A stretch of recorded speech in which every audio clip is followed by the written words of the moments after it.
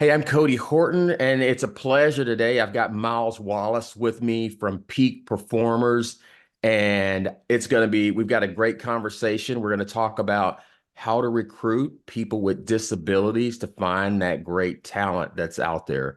And Myles, I really want to thank you for coming in. It's amazing because you're the first conversation I get to have in the new year. Looking forward to just an amazing discussion here and looking forward to some future discussions as well. So I wanted to start and just have you introduce yourself and talk a little bit about your journey and how you became a disability inclusion partner. Well, thanks so much for having me, Cody. It's really a pleasure to be here and to get a chance to talk to you and to your audience as well. Like you mentioned, my name is Myles and I work for Peak Performers. My role is a kind of a weird sounding job title. It's a disability inclusion partner. But basically, what that is my job is community outreach, both to clients as well as to job seekers, as well as to other people within the community to really kind of build brand awareness for Peak Performers, but also about disability hiring and inclusion in general as well. And my journey actually is that's very similar to many other people with invisible disabilities, in that I hid it and covered it for many, many different years. And it was kind of a process of transformation for me to where I ultimately kind of learned to accept that about myself. And Cody, by the way, if you meet me in person, you'll notice that I watch your lips very closely. I read your facial expressions very closely, and I stand to you next to you a little bit closer as well. And that's because I'm hearing impaired. Since about I was about 1 years old, I've had profound hearing loss, and that basically just took out kind of the upper ranges of my hearing. And usually, I'm using a pair of hearing aids to chat with you as well. Great. Well, I appreciate you sharing that. And you talked about how people can have a hidden disability and not even know about it. I think I was talking to someone years ago, and it really changed my perspective on how I look at disabilities. And it was she said that she goes, the disabled community is the one community that you can enter at any stage in your life. And it really made me think about it a lot. And I'm sitting here going, wow, I just never thought about it that way. And just eye opener.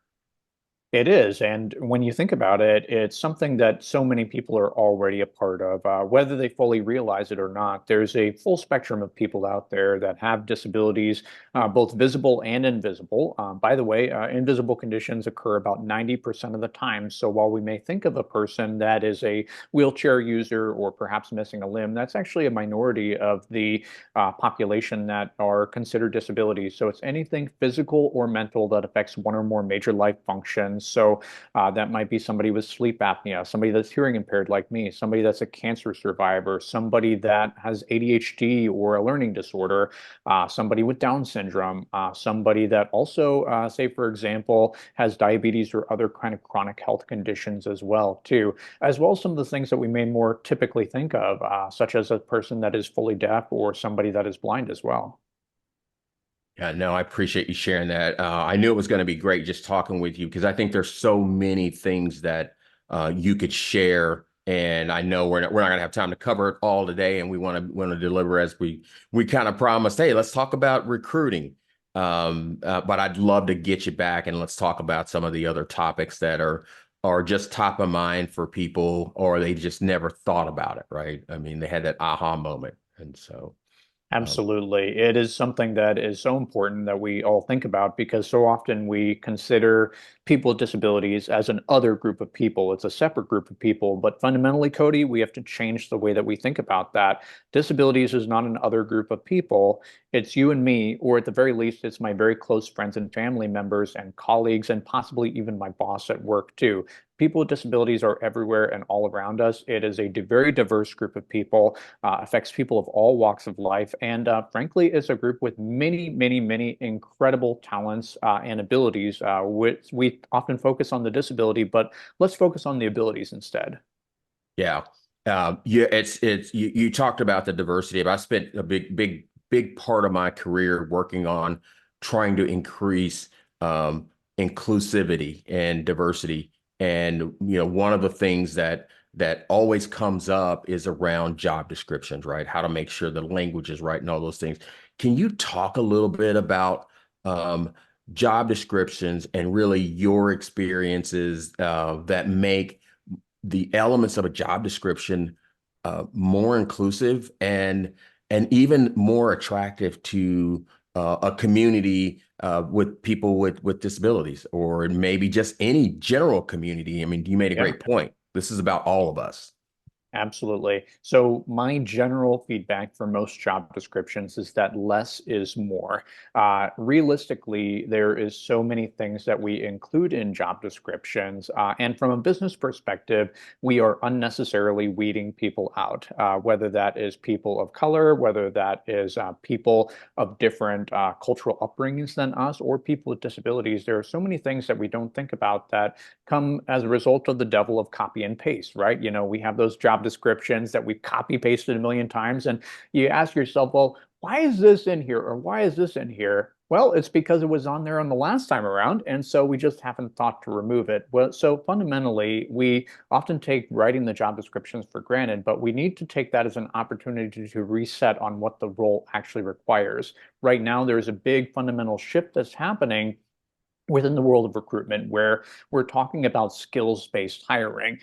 And this is incredibly important because so often people of color as well as people with disabilities may not be offered the same professional pedigree or educational pedigree that the rest of us has. So the more that we can think about how can we remove unnecessary stuff such as the bachelor's degree. The moment that you put a bachelor's degree on your job description, you are automatically weeding out two-thirds of the population and saying, you are not qualified to do this job.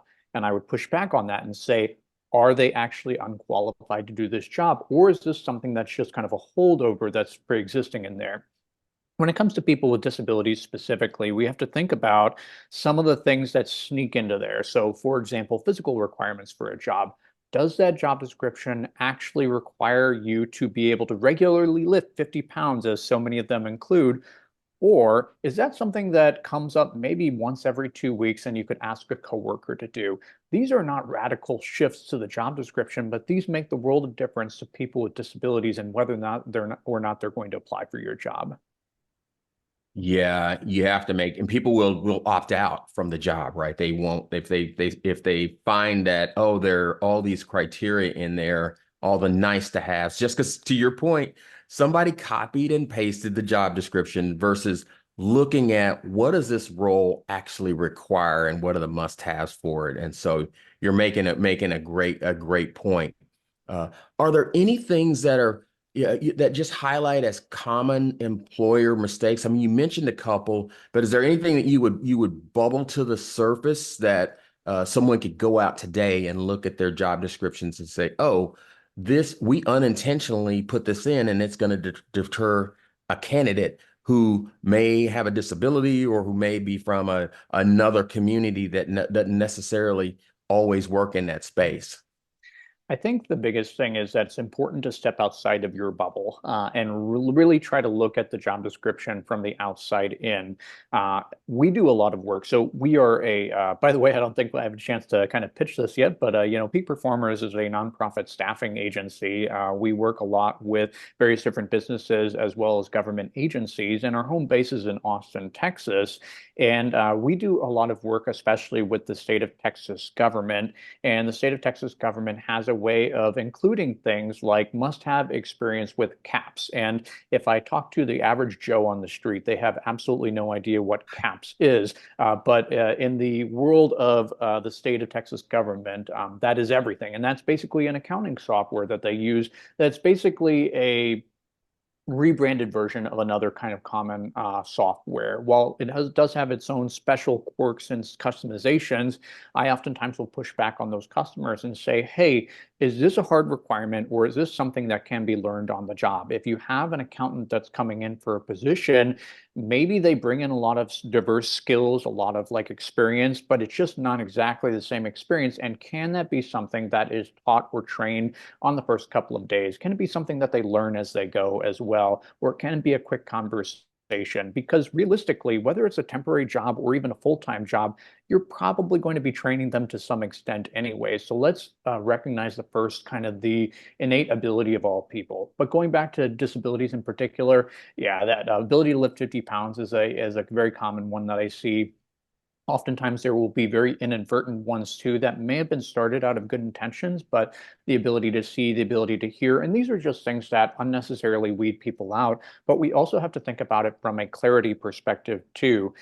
For example, if you are somebody that has dyslexia or ADHD, you may really have trouble being able to assess what the full nature of a job is, and you probably are not even going to get that talent applying for your job if it's excessively long or exceptionally detailed.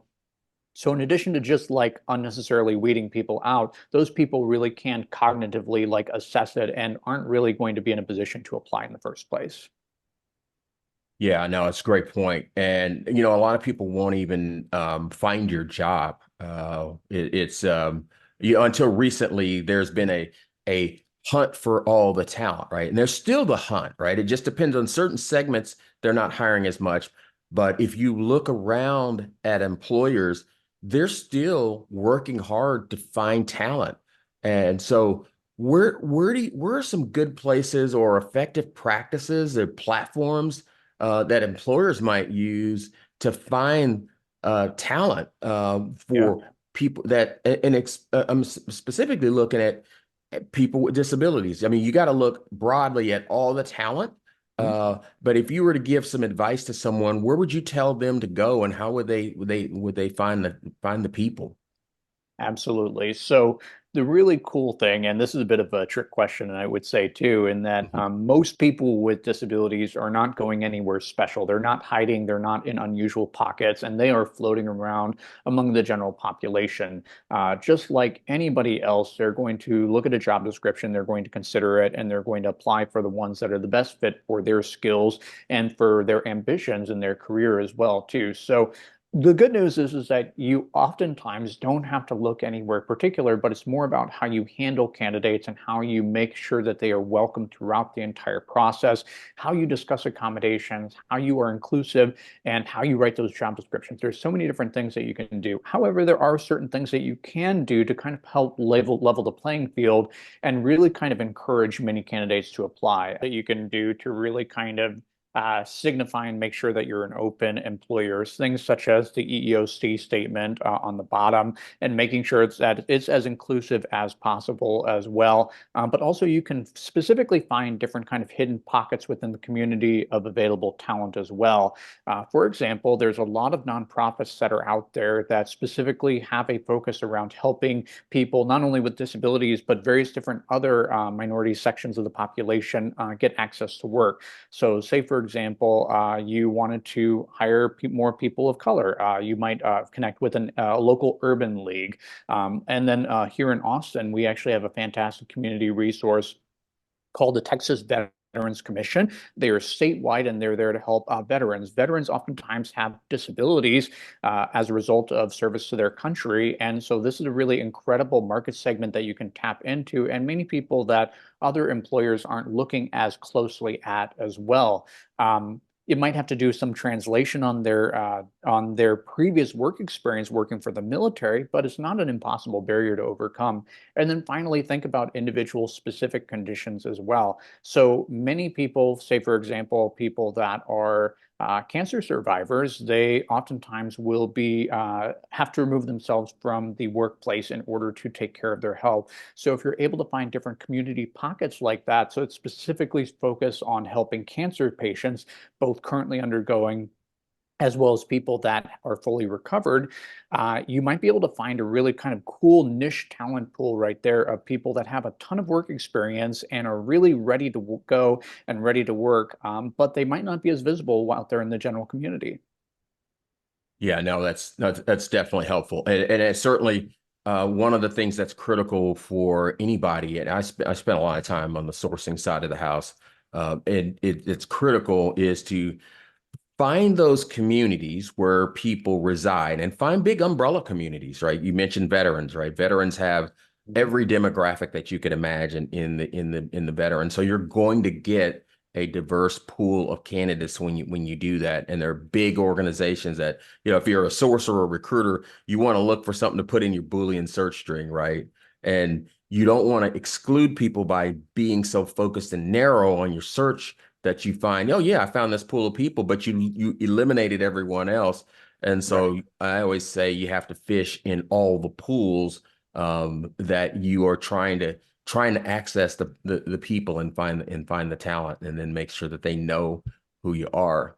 I Um, think that the days of being able to post a job and pray that somebody's going to apply for it, like that still can work sometimes, but I think most of us are going to have to try a little bit harder than that to actively go out and find people and find communities of people that are interested in our job. Yeah, yeah, absolutely. Are there any kind of case studies or examples of where you've got companies that they've effectively engaged with the communities that you I mean you hire for all the communities. You place people, you're placing human beings is what you're Yeah. doing.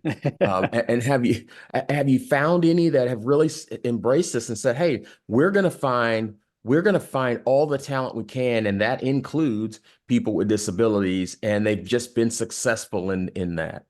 I'm so glad that you asked. There's a recent study that came out that was a combination of Accenture and Disability. And for those of you that aren't familiar with who Disability In is, they are a nationwide network with oftentimes local roots that specifically helps Fortune 1000 companies be able to hire and retain talent with disabilities in their workforce. And they did a study that basically not only did it overcome some of the objections that employers have traditionally had towards hiring people with disabilities, in addition to that, they had some really key points as well. So, for example, employers that were focused around hiring people with disabilities and retaining people with disabilities were around 2 times as profitable. And they also were, in general, they had much better retention numbers. They even had better Google reviews as well, too. So really, when you look out for things as really kind of universal as disability inclusion, you're going to get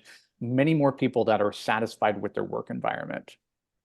Yeah. Pause there for just 1 second. I'm going to wave at the camera to Oh yeah, try to yeah. keep the lights on here this time. Yeah, that's right. Hey, we just have to take breaks and Yeah, make sure that we're so if I'm waving. waving, just Yes, yeah, it's just like we'll roll keep with me here. we'll keep this interactive, right?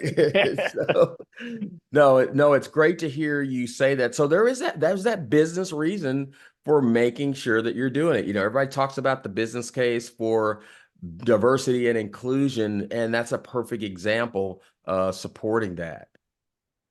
Absolutely. It really is. There's so many good reasons to hire people with disabilities as well as diverse candidates in general too. And we oftentimes may look at it as a business expense or just yet another thing that we have to do, another box that we have to check. But I would push back on that very heavily. And I would say, hey, this makes business sense for you to be more inclusive towards all people. And that's going to help you not only find talent, but have more productive talent and talent that stays with you longer term as well. Yeah, great point. Well, we go out and find people, we get them, or they come to us, whatever channel or process they use to come to us. So many times when you get to the interviewing and the assessing part of this, and this is top of mind for me because I'm writing this workbook right now on inclusive interviewing. Um, how can employers make sure that they've adapted their interviewing process to be more inclusive for candidates with disabilities and for everyone? Right? Hmm. Yeah, the biggest thing with the interviews is just realize that we have certain biases walking into the interview that we may not be aware of. In general, the person who is the most charismatic tends to get the job. Now, again, I would push back on that. I would say, does the most charismatic person actually need that job? Like, let's say it's a job as an accountant or somebody that's going to be doing data entry in the back end or somebody that's working with servers all day long? Do they actually need to be the most charismatic person in order to get the job? There are many qualified people out there that, frankly, interview kind of terribly. But a lot of that perception of terribly comes from our perception of them and how we really kind of look at a good interviewer. So, say, for example, somebody comes into a situation and they're not able to make eye contact with you consistently, or maybe they are afraid to shake your hand. Now, typically, historically, we would look at that and say this person is untrustworthy, or maybe they're not really interested in this job or something. But that's probably our own biases that are coming in and telling us to think that way. It's very possible that they're not shaking your hand because they have an autoimmune disorder and they're afraid of contracting a virus. And we all are very, very acutely aware of just how serious that can be given the last couple of years, or maybe they're not making eye contact with you on a consistent basis because they're neurodiverse.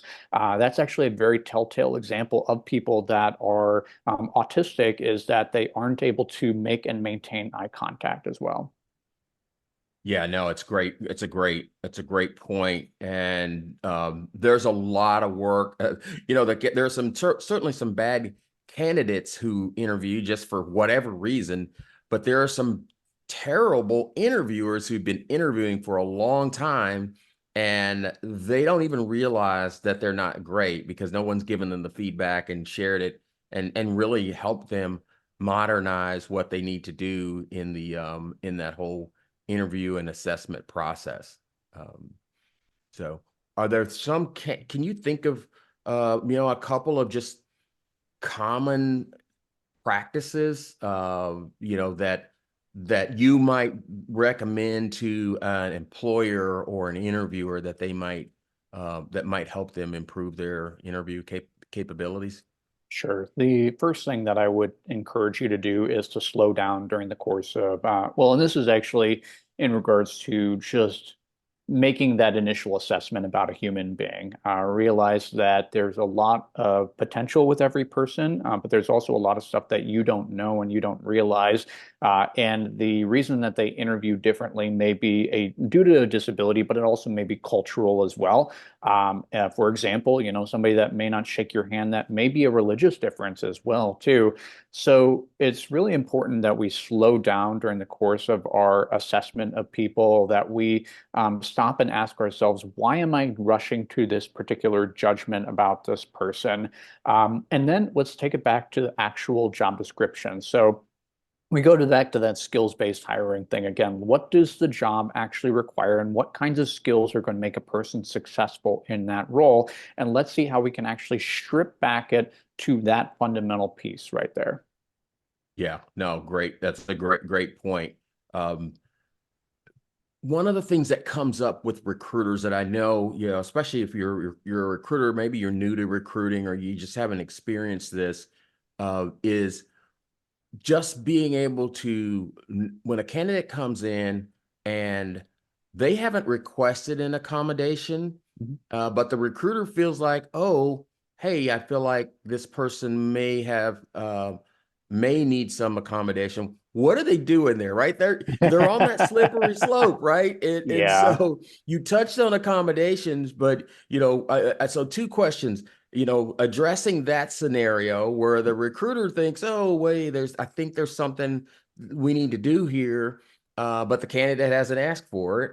sure. And then the second part of this is around um, discussing, do you bring it up, right? Yeah. So it's kind of the same question, but it shows up in different ways. Absolutely. Well, let me turn that question back around on you, Cody, real quick. So, when you have kind of come from the background of an HR perspective, what are kind of the first feelings that oftentimes surface for recruiters, as well as other HR professionals, as well as like just general managers that might be interviewing somebody when they hear the word accommodation? Like, what are the feelings that come up there? Yeah, and I'm not an HR leader in practice. I'm more of a recruiter, and we're more salespeople, right? And Yeah. so I'll have that caveat.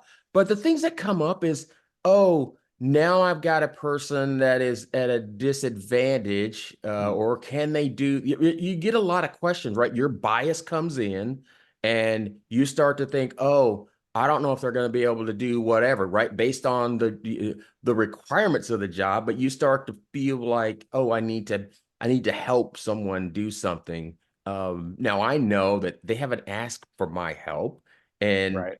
we're working with adults, right? And so I'm answering this question a little bit is, if they have not requested an accommodation, you don't need to open that door Mm, for it. But that's just my interesting. my novice answer to that question.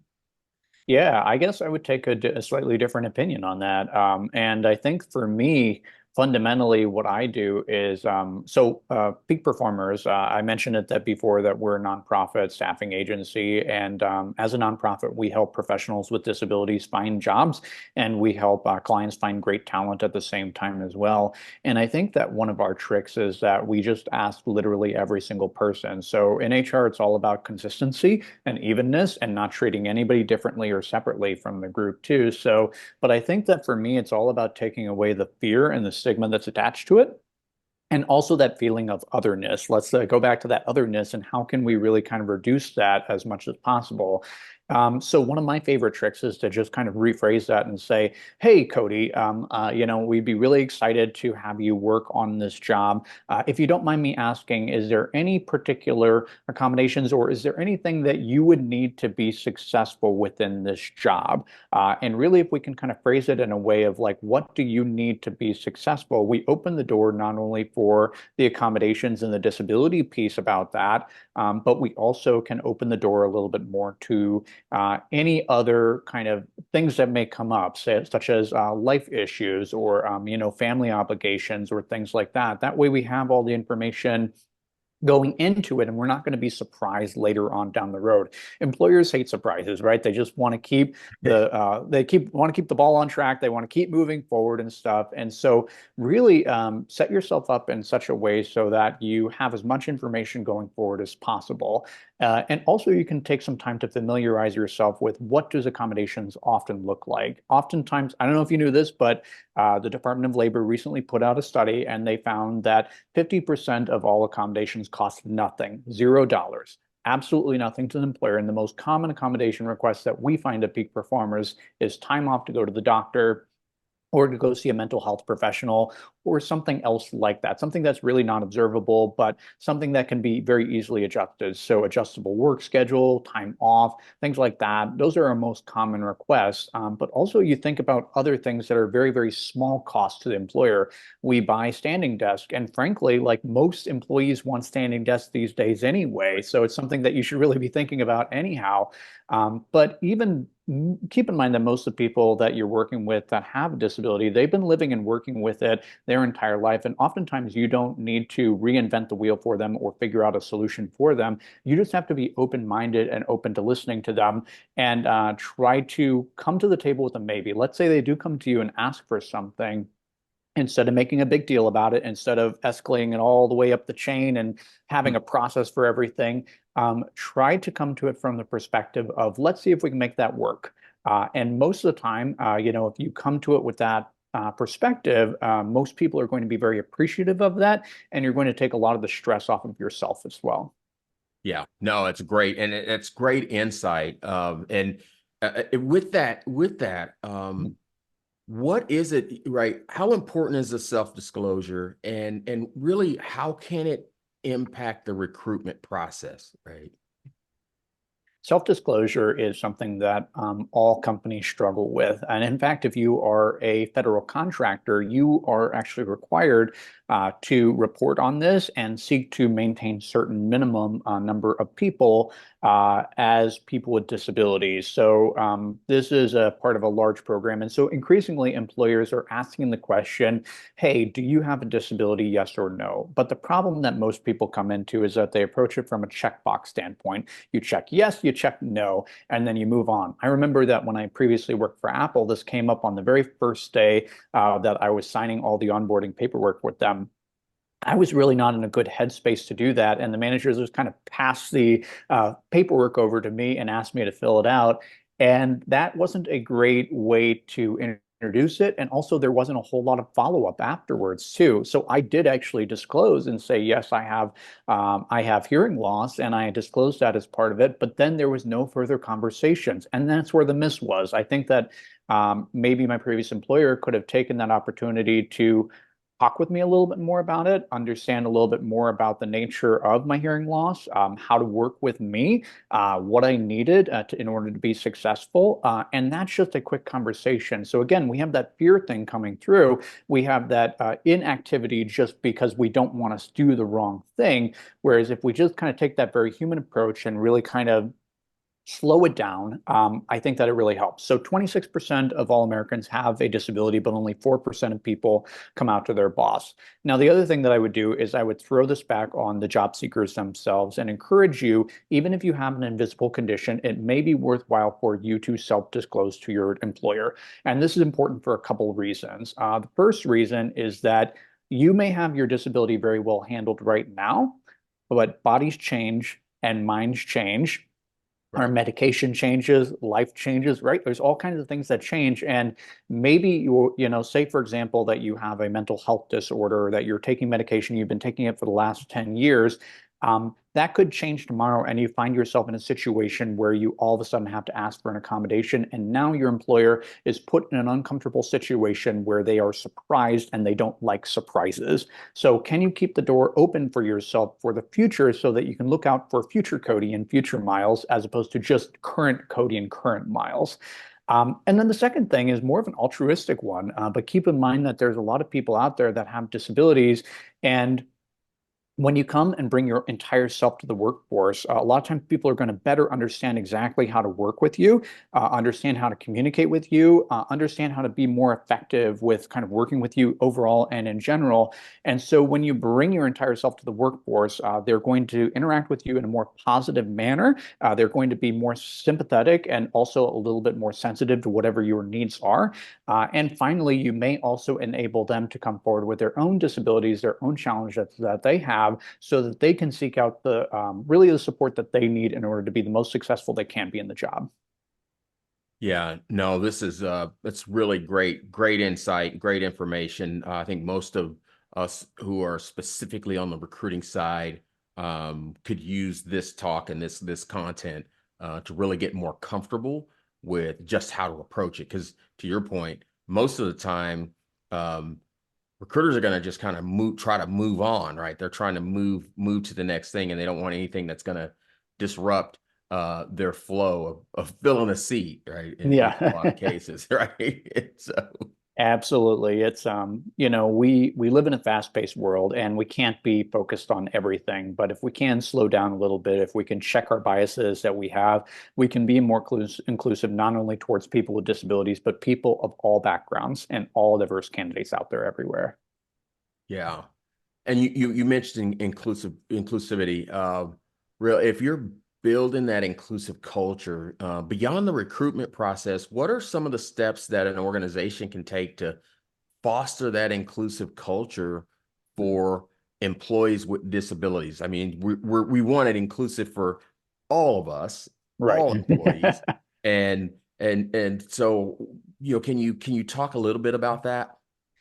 Absolutely. So there's a couple of things that employers can take away from this, and a couple of actionable steps that they can do. The first thing that I would challenge you is that 90% of companies have a diversity, equity, and inclusion statement, but only, if I remember correctly, only 4% specifically include disability as part of that. So you have some work to do to include that specific language. And the benefit that you get from doing that is that I would encourage you, while you're doing that, you might as well call out everybody else. So people that are LGBTQIA, people that are Black, people that are Asian, people of all kinds of different religious backgrounds as well, too. So it's really important to call out these specific groups of people to make sure that they know that they are welcomed by specific invitation and not by implied, maybe, I guess, sure, where they're an Right. inclusive company, so it's important to call this kind of stuff out.